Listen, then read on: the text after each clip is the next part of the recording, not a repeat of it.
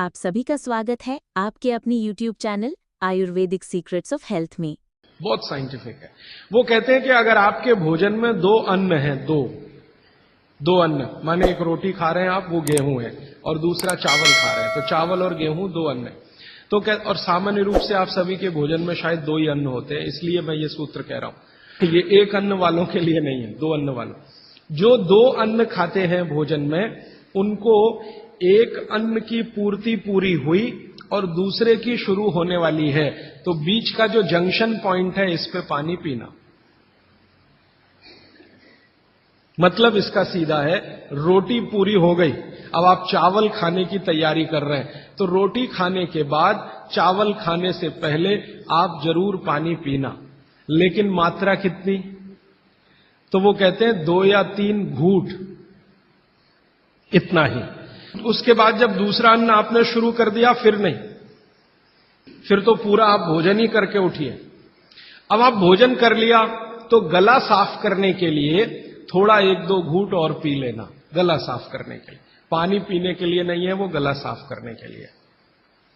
अब आपके मन में तुरंत एक प्रश्न आएगा कि भोजन के अंत में क्या पीना? फिर पानी तो नहीं पीना, 1.5 घंटे तक तो नहीं पीना, तो कुछ पी सकते हैं। तो भागवत जी ने 3 चीजें बताई, उसके लिए पूरा सूत्र लिखा है कि भोजन के अंत में सबसे अच्छी चीज जो पीने के लिए है, वो है छाछ, वो है मट्ठा, दही का तक्रम। जो शब्द उन्होंने इस्तेमाल किया वो तक्रम, तक्रम माने यही है, लगभग छाछ मट्ठा के आसपास की चीज, तक्रम। वैसे तक्रम की उन्होंने परिभाषा दी है कि दही को खूब अच्छे से मथने के बाद उसका मक्खन जो निकल गया, तो मक्खन निकालकर जो बचा वो तक्रम।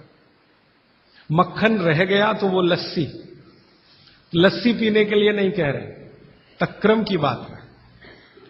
तो आप भोजन के बाद जो सबसे अच्छी चीज पी सकते हैं वो है छाछ, वो है मट्ठा। मट्ठा शब्द एकदम अच्छा है, हिंदी का शब्द है, शायद आप सब समझते हैं।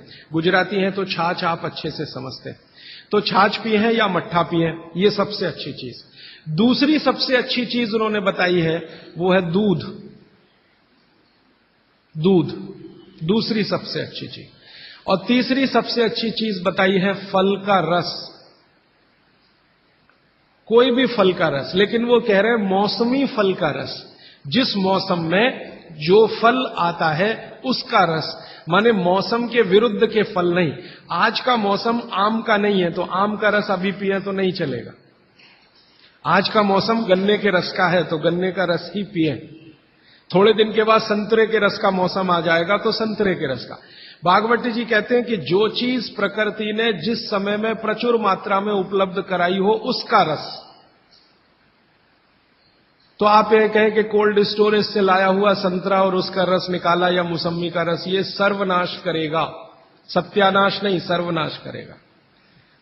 वो ये कहते हैं कि भगवान ने और प्रकृति ने आपके शरीर के हिसाब से सारी चीजों को सेट किया है, और वो कहते हैं कि भगवान ने इस प्रकृति को बनाया है तो बहुत ही सोच समझकर बनाया, एक एक माइक्रो कैलकुलेशन उसने किए, तब आपको ये प्रकृति के साथ उसने रखा है।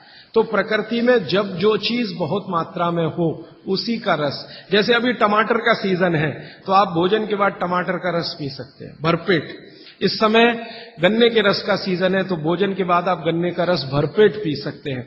जो भी अभी थोड़े दिन में अंगूर का सीजन आ जाएगा, तो भोजन के बाद अंगूर का रस पी सकते हैं, संतरे का। जब जब जो सीजन आए वो ध्यान रखना है। अब इसमें आगे एक सूत्र है, वो बहुत महत्व का है। भागवत जी कहते हैं मट्ठा या छाछ कब पीना, दूध कब पीना, रस कब पीना। तो उसके लिए उन्होंने बहुत स्पष्ट और बहुत जोर देकर यह कहा है कि मट्ठा हमेशा दोपहर के भोजन के बाद ही पीना, सामान्य लोगों के लिए। असामान्य लोगों के लिए बाद में बताऊंगा। जो सामान्य लोग हैं आपके मेरे जैसे, मट्ठा हमेशा दोपहर के भोजन के बाद ही पीना, और दूध हमेशा रात के भोजन के बाद ही पीना। दूध माने शाम को 6-7 बजे के भोजन के बाद ही पीना। और जूस हमेशा सुबह के भोजन के बाद ही पीना। सुबह का भोजन माने नाश्ता। भागवत जी ने नाश्ता शब्द कहीं नहीं इस्तेमाल किया है, सुबह का भोजन, आप उसको नाश्ता कैसे। तो सुबह के भोजन के बाद जूस, दोपहर के भोजन के बाद मट्ठा, और रात के भोजन के बाद दूध। और वो ये कहते हैं आगे के सूत्र में कि इनका क्रम उल्टा सीधा मत करना कभी। माने सुबह के भोजन के बाद दूध पी लिया, रात के भोजन में जूस पी लिया या मट्ठा पी लिया, वो कहते हैं ये उल्टा क्रम आप मत करना। क्यों नहीं करना? तो आगे वो एक्सप्लेनेशन देते हैं, वो ये है बहुत महत्व का, कि हमारे शरीर को मट्ठे का पाचन होने के लिए जो रस की जरूरत होती है, रस माने एंजाइम, जो एंजाइम या रस की जरूरत होती है वो दोपहर को ही होते हैं पेट में। इसी तरह हमारे शरीर में दूध का पाचन होने के लिए जो रस की जरूरत पड़ती है या एंजाइम की जरूरत पड़ती है वो सूर्यास्त के बाद ही होते हैं, या सूर्यास्त के समय ही उनकी उत्पत्ति शुरू होती है। और जो रस और एंजाइम की जरूरत जूस पचाने के लिए है वो सुबह ही होते हैं। इसलिए आप नियम बना लो, ब्रेकफास्ट में जूस, लंच में मट्ठा छाछ और डिनर में दूध। बच्चों को भी यही नियम, बड़ों को भी यही नियम। अब आप कहेंगे हमारे बच्चे तो स्कूल जाते हैं दूध पीकर जाते हैं, तो बदल दो, जूस पीकर भेजो या पिलाकर भेजो। और आप कहेंगे जी पिएंगे नहीं, आप जैसी आदत डालेंगे बच्चे वैसे ही होने वाले हैं, क्योंकि बच्चे अपने से कुछ नहीं सीखते, वो आपका सिखाया हुआ है सारा कुछ। तो अब तक आपने बच्चों को दूध पीने की आदत डाली है, आज से माफी मांग लो कि गलती हो गई हमसे, अब हम आपको चाहते हैं कि आप जूस पी के जाओ। क्यों जाओ? तो उनको ये बात समझाओ, शायद समझ जाए, वो भी समझ जाएंगे तो उनकी भी जिंदगी में ये परमानेंट हो जाएगा। सुबह के नाश्ते के बाद जूस पीना, दोपहर के भोजन के बाद मट्ठा, रात के भोजन के बाद दूध, ये सूत्र है। अभी इसके आगे का सूत्र भागवत जी कहते हैं कि आप खाने की 1.5 घंटे के बाद पानी पिए, क्योंकि जठर के अग्नि के प्रभाव में खाना 1.5 घंटे तक रहता है।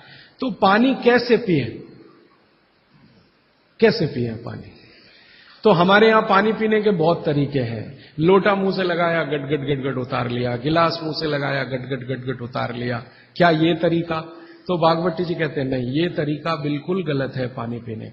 वो कहते हैं कि पानी को चुस्कियां ले लेकर पिए, घूंट भर भर के पानी पिए, सिप ले लेकर पानी पिए, ऐसा पानी पीने का नियम। जैसे आप गर्म दूध पीते हैं ना, भागवती जी बिल्कुल उसके समकक्ष रखते हैं कि गर्म दूध आप जैसे पीते हैं एक एक सिप या चुस्की लेकर घूंट भर के, ऐसे ही पानी पिए।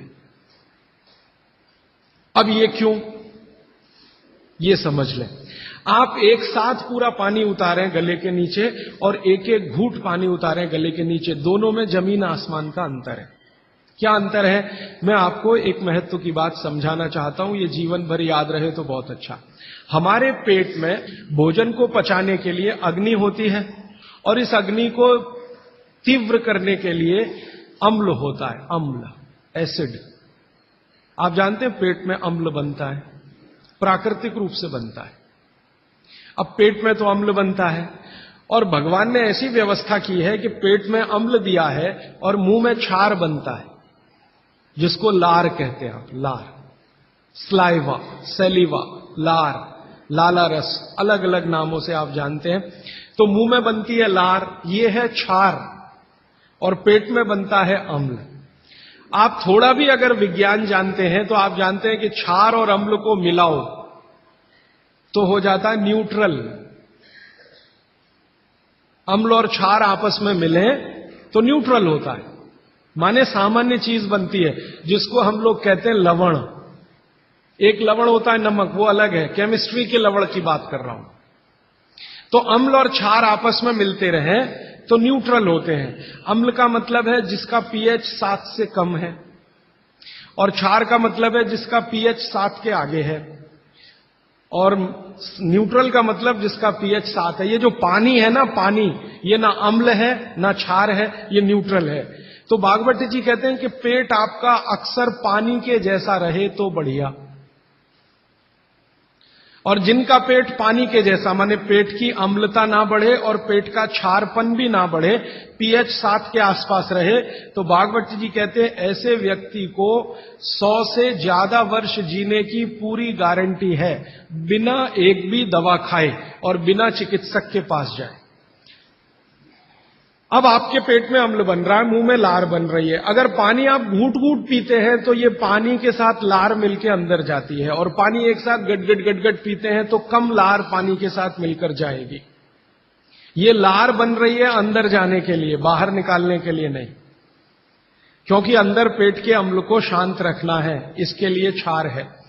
तो वो ये कहते हैं कि घूट घूट पिया पानी, अगर सिप सिप करके आपने पानी पिया तो ज्यादा लार अंदर जाएगी, तो अम्ल को शांत करने में मदद आएगी, इसलिए आपका पेट न्यूट्रल रहेगा और आपकी जिंदगी बिना किसी दवा और रोग के आराम से 100-150 साल हो जाएगी। इसलिए पानी घूट घूट भर के पिए, और एक साथ गटगट पानी पिएंगे तो लार पानी के साथ मिल नहीं पाएगी, तो अंतिम रूप में जब वो पहुंचेगा पानी तो खाली पानी होगा, और वो उतना न्यूट्रलाइज नहीं कर पाएगा, पेट को उस तरह से सामान्य अवस्था में नहीं ला पाएगा। हालांकि पानी भी अम्ल को कम करता है, क्योंकि अम्ल में पानी मिलाओ तो अम्ल की ताकत कम होती जाती है, तो पानी कम तो करेगा, लेकिन लार के साथ जो पानी कम करेगा वो बिल्कुल अद्भुत होगा। भागवत जी आगे कहते हैं, बहुत ही महत्व की बात है ये सब आपके लिए। वो ये कहते हैं कि जो व्यक्ति सिप सिप करके पानी पिए, वो देखें जानवर कैसे पीते हैं। चिड़िया कैसे पानी पीती है? चिड़िया एक ड्रॉप उठाती है, आप ध्यान देना, चिड़िया एक ड्रॉप उठाएगी, फिर उसको ऐसे ऐसे मुंह में चलाएगी, फिर पिएगी, फिर दूसरी ड्रॉप उठाएगी, फिर ऐसे ऐसे चलाएगी, फिर पिएगी। ऐसे ही कुत्ता है, पानी को चाट चाट के पिएगा, शेर पानी को चाट चाट के पिएगा। ज्यादातर जानवर पानी को ऐसे ही पीते हैं। वो जानवर हमसे ज्यादा स्वस्थ हैं, किसी को डायबिटीज नहीं है, कोई ओवरवेट नहीं है। हाँ, किसी को डायबिटीज नहीं, कोई ओवरवेट नहीं, किसी को जॉइंट्स पेन नहीं, किसी को कुछ नहीं, क्योंकि वो पानी पीने का नियम जानते हैं। बाघ भट्ट के पक्के चेले हैं ये सब जानवर, बिना बोले और बिना कहे। तो आप भी हो जाइए। भागवत जी कहते हैं कि पानी थोड़ा लीजिए, जैसे चिड़िया पीती है, उसको मुंह में चिड़िया ऐसे ऐसे करती है ना, घुमाती है, तो आप भी पानी को थोड़ा घुमाइए, फिर पी जाइए। थोड़ा पानी लीजिए, मुंह में भरिए, पीजिए, फिर पानी भरिए, फिर भरिए, फिर पीजिए, ताकि इधर उधर की सब लार पानी के साथ मिलकर अंदर जाए। अब वो ये कहते हैं कि जो ऐसे पानी पी लेगा कोई रोग आने की संभावना नहीं, माने आपके सारे रोगों की एक दवा। तो मैंने ये एक्सपेरिमेंट शुरू किया, ये मैंने पढ़ा था 6 साल पहले। भागवत जी को मैंने 6 साल पहले पढ़ना शुरू किया, 3 साल पढ़ने में लग गया और 3 साल समझने में लग गया। तो 6 साल पहले मैंने ये सूत्र पढ़ा था। मैंने कहा यार कुछ लोग हैं जो बीमार हैं बहुत, मैंने कहा तुम करके देख लो, भागवत कह रहे गलत तो रिजल्ट आने वाला नहीं।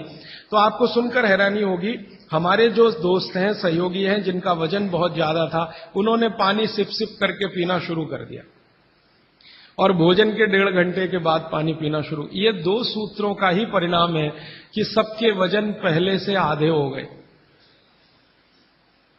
एक तो मेरा दोस्त है जिसको मैं कभी आपके सामने खड़ा कर सकता हूं, 140 किलो का था वो, और 1.25 साल हो गया, लगभग अभी 1.5 साल है, अब 70 किलो का है, बिना कोई दवा खाए, बिना भोजन में कोई बदलाव किए, सिर्फ पानी पीने का तरीका बदला।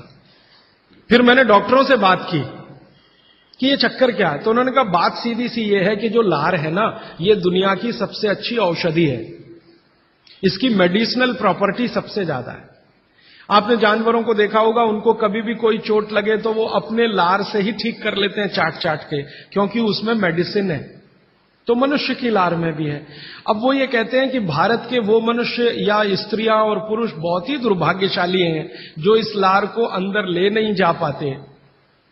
जैसे तंबाकू खाने वाले लोग थूकते ही रहते हैं, उसको थूकते ही रहते हैं, थूकते ही रहते हैं।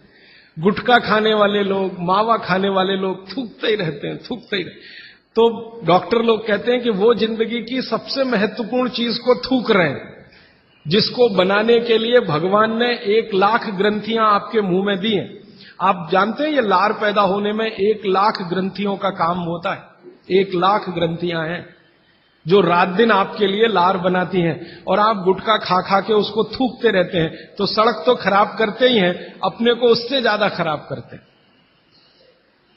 तो मेरी हाथ जोड़कर विनती है कि आप में से कोई लार थूकने वाला हो, थूकने वाला आदमी, ये तो भागवत जी की डिक्शनरी में नहीं है। वो कहते हैं कि एक ही कंडीशन में आप कुछ थूक सकते हैं, जब कफ बहुत बढ़ा हुआ हो, तभी, बस। उसके अलावा दूसरी कोई कंडीशन नहीं कि आप थूकें।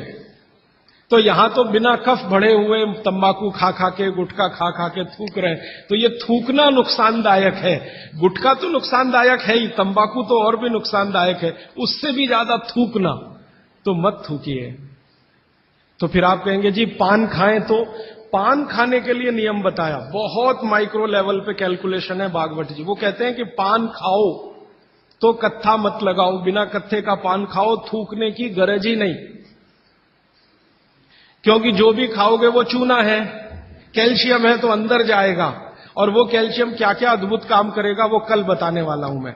तो वो कहते हैं कि पान भी खाना है तो थूकना नहीं है, कत्था है तो थूकना पड़ेगा, कत्थे बिना ही पान खाओ। माने हमारे पुराने पूर्वज और बुजुर्ग जो तंबाकू का नहीं, कत्थे का नहीं, सिर्फ चूना लगा के जो पान खाते हैं, वो भागवत के चेले सब के सब शिष्य उनके। तो वो कहते हैं पान भी खाना तो थूकना नहीं है, जो मुंह में लार के साथ पान है वो अंदर ही जाए, क्योंकि पान और चूना दोनों ही मेडिसिन है। एक वातनाशक है और दूसरा पित्तनाशक है, और कफ का भी नाश करता है। पान तो पित्त और कफ दोनों का नाश करता है, और चूना वात का नाश करता है। तो वो कहते हैं कि पित्त और कफ का नाश कर दिया पान ने, चूने ने कर दिया वात का, तो वात पित्त कफ तीनों ही संतुलित है, तो पान खाके तो जिंदगी भर निरोगी रह सकते। ये है। तो आपको पानी पीना है घूट घूट भर के, ताकि ज्यादा लार अंदर जाए, और पानी को बच्चों की तरह से मुंह में घुमाइए, जैसे बच्चे अक्सर करते हैं ना, वो बहुत अच्छी क्रिया है। ठीक है, अब आगे चलता हूं। आगे का एक सूत्र है भागवत जी का कि पानी कभी भी पिए तो ठंडा ना पिए। पेट को दुरुस्त रखने के लिए ही है ये सारे सूत्र आज जो मैं कह रहा हूं। पानी जब भी पिए तो ठंडा ना पिए। कैसा पानी पिए जी? तो वो कहते हैं कि आपके शरीर का तापमान देखें, उसके अनुसार के तापमान का ही पानी पिए, माने शरीर के तापमान के बराबर का पानी पिए, माने गुनगुना पानी पिए। गुनगुना शब्द है। एक शब्द कोमट, कोमट शब्द गुजराती है? नहीं, मराठी है शायद। हाँ, गुनगुना पानी पिए। नवसेका पानी कहते हैं राजस्थान में, नवसेका हल्का गरम गुनगुना पानी पिए। कभी भी पानी की गर्मी शरीर के तापमान के ऊपर ना हो, ऐसा पानी पिए। तो अब आपका शरीर का तापमान है 37 डिग्री, तो 37 डिग्री अगर आप पानी को लेके जाएंगे तो वो गुनगुना ही होता है। रूम टेम्परेचर के ऊपर रहता है, बॉडी टेम्परेचर के बराबर रहता है। तो ऐसा पानी पिए, गुनगुना ही पानी पिए। क्यों? अभी मन में प्रश्न आएगा क्यों? हम तो जी ठंडा पानी पीते हैं, फ्रिज का पानी पीते हैं, बर्फ डाला हुआ पानी पीते हैं। तो भागवत जी इसको बहुत अच्छे से समझाते हैं, और आधुनिक विज्ञान का इसमें मैं जोड़कर आपको समझाता हूं। आप अगर ठंडा पानी पी रहे हैं, कल्पना करिए, तो पानी क्या करेगा? पेट में जाएगा सीधा सीधा, और पेट को ठंडा बनाएगा। जिसका जैसा गुण है वही तो करेगा ना। बर्फ का गुण है ठंडा करने का, तो बर्फ डालकर पानी में आप पी रहे हैं, तो बर्फ का गुण वो पानी में आ गया। अब पानी आपके पेट को ठंडा करेगा। अगर पानी ने पेट को ठंडा किया, तो अगर पेट ठंडा हो गया पानी के असर में, तो शरीर ठंडा हो जाएगा, क्योंकि शरीर के सारे ऑर्गन पेट से ही जुड़े हुए हैं, चाहे वो आपका हार्ट हो, चाहे किडनी हो, चाहे लीवर हो। और अगर शरीर ठंडा हो गया तो जय राम जी की, जाइए यमराज के पास, यहां फिर आपके लिए कुछ नहीं है। तो पानी अगर पेट में गया और उसने पेट को ठंडा कर दिया, तो आप ठंडे हुए तो मर जाएंगे, मृत्यु आएगी। तो कभी भी ठंडा पानी ना पिए, एक विश्लेषण। दूसरा विश्लेषण कि अगर पानी आपने ठंडा पिया और आपका पेट जीवित है, जीवित होने से मतलब फंक्शनल है, काम अच्छे से कर रहा है, तो तुरंत पेट उस पानी को गर्म करने पर लगेगा। आपका जो जठर स्थान है ना, वो तुरंत उस पानी को गर्म करने पर लगेगा। तो पानी को गर्म करने के लिए उसको अतिरिक्त ऊर्जा की जरूरत पड़ेगी, और अतिरिक्त ऊर्जा उसको रक्त में से आएगी। तो शरीर के सब हिस्सों का रक्त पेट की तरफ जाएगा। थोड़ी देर के लिए शरीर के सारे हिस्सों का रक्त जो पेट की तरफ गया है, उसने बाकी हिस्सों में रक्त की कमी कर दी। मान लीजिए हृदय का रक्त पेट में चला गया, ब्रेन का रक्त पेट में आ गया, क्योंकि ब्रेन का सबसे पहले आता है, क्योंकि ग्रेविटी का फोर्स है ना, काम करता है, तो ब्रेन का सबसे पहले आता है, हृदय का उसके बाद आता है। दूसरे अंगों का रक्त सब पेट की तरफ गया, तो बाकी अंगों को रक्त की कमी आई। और ये कमी हर समय ऐसे ही आती रहे, आप ऐसे ही ठंडा पानी पीते रहे, ऐसे ही कमी आती रहे, पीते रहे, कमी आती रहे, तो एक दिन वो अंग काम करना बंद कर देंगे, क्योंकि उनको रक्त की सप्लाई कम हुई है। और वो अंगों ने काम करना बंद किया तो ब्रेन हेमरेज हो गया, वो अंगों ने काम करना बंद किया तो पैरालिसिस हो गया, वो अंगों ने काम करना बंद किया तो हार्ट अटैक हो गया। तो ये सारी बीमारियों को क्यों बुलाते हैं ठंडा पानी पी के? माने ठंडा पानी ना पिए। भागवत जी का मैंने मेरे जीवन में भी देखा। दुनिया में कुछ ऐसे लोग हैं जो एकदम चिल्ड वाटर पीते हैं। अमेरिका में, यूरोप में ज्यादा लोग चिल्ड वाटर पीते हैं, पानी को फ्रिज में रखते हैं और वो रखा रहता है 4-5 दिन, खूब ठंडा हो जाता है, फिर ऊपर से बर्फ डालते हैं, फिर पीते हैं। इतना ठंडा पानी पीते हैं। परिणाम क्या देखा है मैंने उन लोगों को देखा जो चिल्ड वाटर पीते हैं, वो सवेरे सवेरे अगर संडास घर में गए टॉयलेट में, तो 1-1 घंटे बाहर नहीं निकलते, कभी कभी तो 2-2 घंटे नहीं निकलते, बैठे ही रहते अंदर। उनको पूछो भाई क्या कर रहे थे 2 घंटे टॉयलेट रूम में? कहते हैं जी न्यूज़पेपर पढ़ रहे थे, मैगजीन पढ़ रहे थे। क्यों पढ़ रहे थे? टॉयलेट रूम तो न्यूज़पेपर के लिए बनाया नहीं है। तो कहते हैं टॉयलेट आती ही नहीं, माने स्टूल पास होता ही नहीं, संडास होती ही नहीं, उतरती नहीं, तो क्या करें? और वो बेचारे वहां बैठे बैठे कई बार इतने परेशान हो जाते हैं कि तरह तरह की आवाजें निकालते हैं, फिर भी नहीं आती। फिर वो गाना गाते हैं, मेरे सपनों की रानी कभी आएगी, वो आती नहीं है। और कभी कभी जब बहुत ज्यादा परेशान हो जाते हैं ना, तो एक गाना गाते हैं, एक बार आजा आजा आजा, वो तब भी नहीं आती। ये है समस्या। माने मैं कहना ये चाहता हूं कि जो लोग बहुत ठंडा पानी पिएंगे, उनको एक बीमारी है, वो है कॉन्स्टिपेशन, कब्जियत, कोष्ठबद्धता, बद्ध कोष्ठ होना। कॉन्स्टिपेशन का मतलब आपकी जो इंटेस्टाइन है ना, लार्ज इंटेस्टाइन, वो एकदम ऐसी संकुचित हो गई, ऐसे रहना चाहिए उसको, वो हो गई संकुचित। ये ठंडे पानी का असर है। तो अगर आपकी लार्ज इंटेस्टाइन ऐसी हो गई, तो आपकी जिंदगी भी ऐसी ही हो जाएगी। इसलिए कभी भी ठंडा पानी ना पिए। अब परसों एक बात मैंने कही थी कि फ्रिज का रखा कुछ ना खाएं, तो ये पानी भी उसी का हिस्सा है। फ्रिज का रखा हुआ पानी ना पिए, बर्फ डाला हुआ पानी ना पिए, आइसक्रीम कभी भी ना खाएं, क्योंकि वो भी ठंडी है। और मैं आपको एक विनम्रता पूर्वक कह देता हूं, वो बात वैसे आगे आएगी। भागवत जी कहते हैं कि 2 विरुद्ध चीजें एक साथ ना खाएं कभी भी, तो गर्म भोजन और ठंडी आइसक्रीम कभी ना खाएं। अक्सर मैं शादियों में, बारातों में जाता हूं, तो वहां मैंने देखा है कि भोजन गर्मा गर्म कराएंगे, अंत में आइसक्रीम जरूर खिलाएंगे। सर्वनाश, बुला बुला के हमारा सत्यानाश करते हैं। इनविटेशन देकर बुलाएंगे, आओ हमारे यहां मेहमान बनकर, तो पहले गर्म खाना खाओ, पीछे से ठंडी आइसक्रीम खाओ, ना मरो तो जल्दी मर जाओ। ऐसा आजकल आतिथ्य इस देश में चल रहा है। पहले कहते थे अतिथि देवो भव, अभी अतिथि दुश्मन भव। तो ये जो ठंडे होने की बात है, ये यहीं पर मैंने आपको जोड़ दी है। वैसे ये कल भी आने वाली है, परसों सॉरी। तो आपके जीवन में ये नियम बहुत ध्यान से पालन करें, सूत्र पालन करें कि पानी हमेशा घूट घूट पिए, ठंडा पानी कभी न पिए, भोजन के 1.5 घंटे के बाद पानी पिए। अभी चौथा सूत्र, आज का आखिरी सूत्र। भागवत जी कहते हैं कि सुबह का जीवन आपका जब शुरू होता है, दिन का जीवन आपका शुरू होता है, माने आप जब सोकर उठते हैं तभी से आपका दिन शुरू होता है, तो दिन की शुरुआत में सबसे पहले पानी पिए। दिन की शुरुआत में सबसे पहले पानी पिए, माने सुबह उठते ही पानी पिए, ये है मतलब कहने का। दिन की शुरुआत में सबसे पहले पानी पिए, माने सुबह उठते ही पानी पिए। आयुर्वेद के विभिन्न चिकित्सकों ने और वैद्यों ने इसको कहा ऊषा पान करें। ऊषा पान माने सुबह उठते ही पानी पीना, सबसे पहले पानी पीना, दांत धोए बिना पानी पीना, मुंह धोए बिना पानी पीना, कुल्ला किए बिना पानी पीना। अगर आप सुबह उठते ही बिना मुंह धोए पानी नहीं पी सकते तो रात को कुल्ला करके सोइए, दांत साफ करके सोइए, दंत मंजन करके सोइए, दातुन करके सोइए, उठते ही पानी पीजिए। क्यों? कारण पूछिए।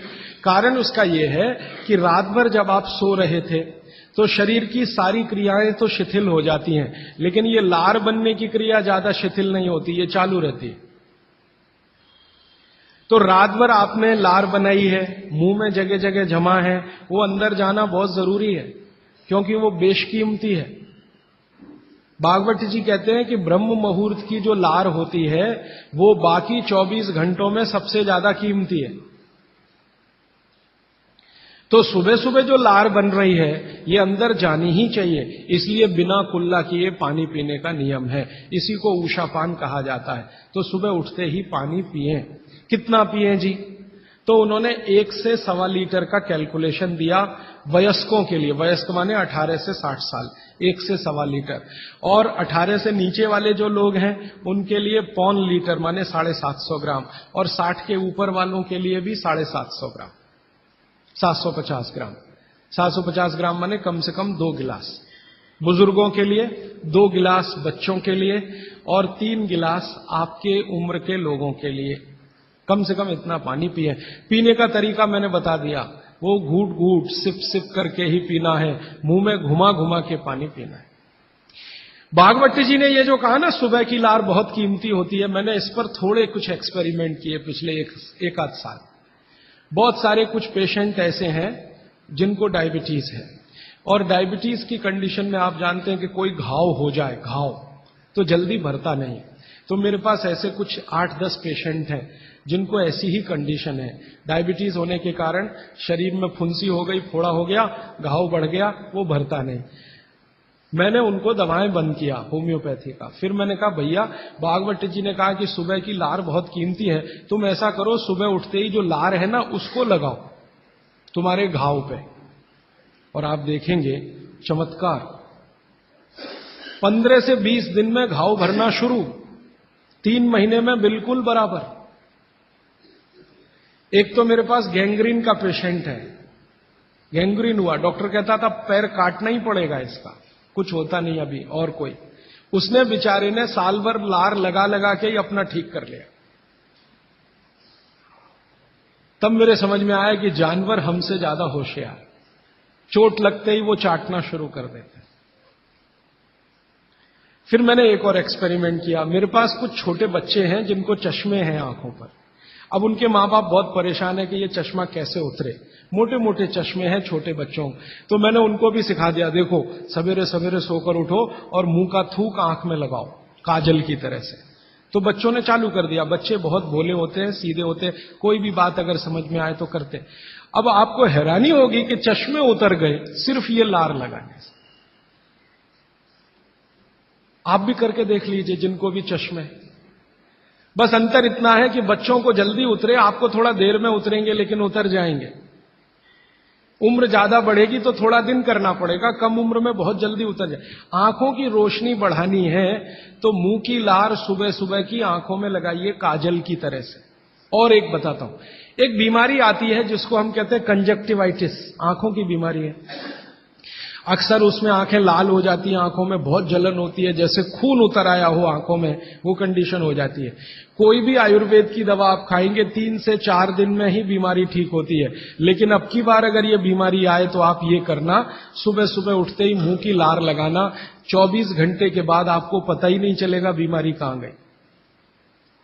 24 घंटे में ही ठीक होते हैं कंजक्टिवाइटिस।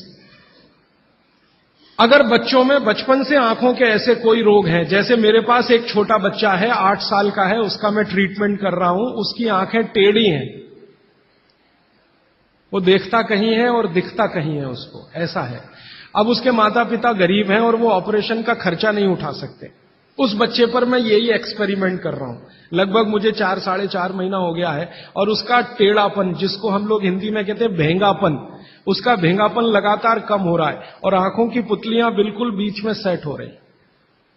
तब मुझे थोड़ी जिज्ञासा हुई और मैंने एक बहुत बड़े वैज्ञानिक को पूछा दिल्ली में कि ये लार में क्या है, एक्चुअली इसका एक्टिव इंग्रेडिएंट क्या है।